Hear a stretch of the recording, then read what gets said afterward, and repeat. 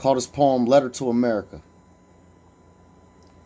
When I defend myself, I'm considered angry. Would it be that way if the shoe was on the other foot? Maybe. I don't think so. I mean, how many times have you been followed in the store based on your appearance alone? Or considered a thug because you have brown skin, tattoos, long hair, and gold teeth? You don't know me, but I know you have an implicit bias. Maybe you should look that up. Or when you watch the news, 90% of the stories about people that look like me have pictures showing them at their complete worst. No matter if they were the victim or innocent, they have to look menacing to get some point across. What I don't understand is, what is this point? Sometimes I feel like there's a war going on, but the people being attacked have no knowledge of it even happening. Kind of like that frog in the pot story. Get what I'm saying? It's crazy how anything associated with the word black is considered bad, ominous, or negative. For example, black cat, black ball, blacklisted, black magic, black hearted, just to name a few, by the way. So when you call me black, what are you really trying to say? I mean, I know already, but I want you to tell me. While you're at it, tell me why in our schools we're still teaching children to celebrate Columbus Day, knowing he's anything but a hero.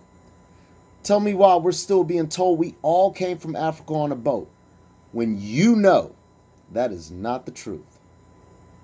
Go back to Africa? For what? Didn't they already try that with Liberia in 1822? I'm American, and I know my family's been here longer than yours, so who should really go home? See, my ancestors kept a clear record of our family lineage, so I know where I come from, and your narrative isn't factual. But if I told you to go back to your country, you'd find that disrespectful, wouldn't you? Don't worry, I ain't even on that. What I am on is self-accountability and the welfare of my family and community. So if you say or do something out of line, expect consequences. I have zero tolerance for disrespect, just like anyone else. So don't expect me to turn the other cheek. That's what I will call weak. Wouldn't you? Don't answer that. What's understood doesn't need to be explained, which is why I no longer explain why my hair is so long and why you shouldn't touch it without my permission, or why I speak so well or seem so smart like it's uncommon, or why my children are trained to turn on the camera and record every time we're stopped by police, which happens more often than you can imagine. See, what some of you fail to realize is that you were raised by separation. Anything uncomfortable or unfamiliar to you is considered threatening. But why? What threatens you?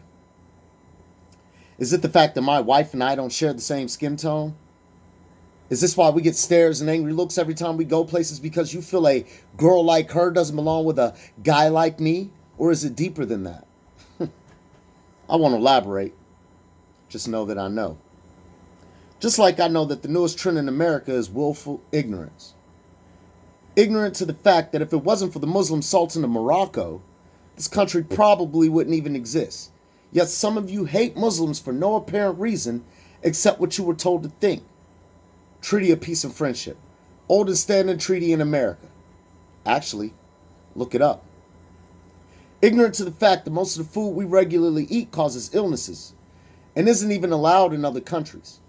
Ignorant to the fact that our minimum wage isn't sufficient to the cost of living for most of our citizens. Crazy, isn't it? Like my granddaddy used to say, a hit dog will holler. And I'm pretty sure that some of you are going to start as soon as I drop this poem. You know what though? Zero fucks given. So if anything that I said bothers you in any type of way, then you are what's wrong with this country. I know who I am. How many of you can say the same?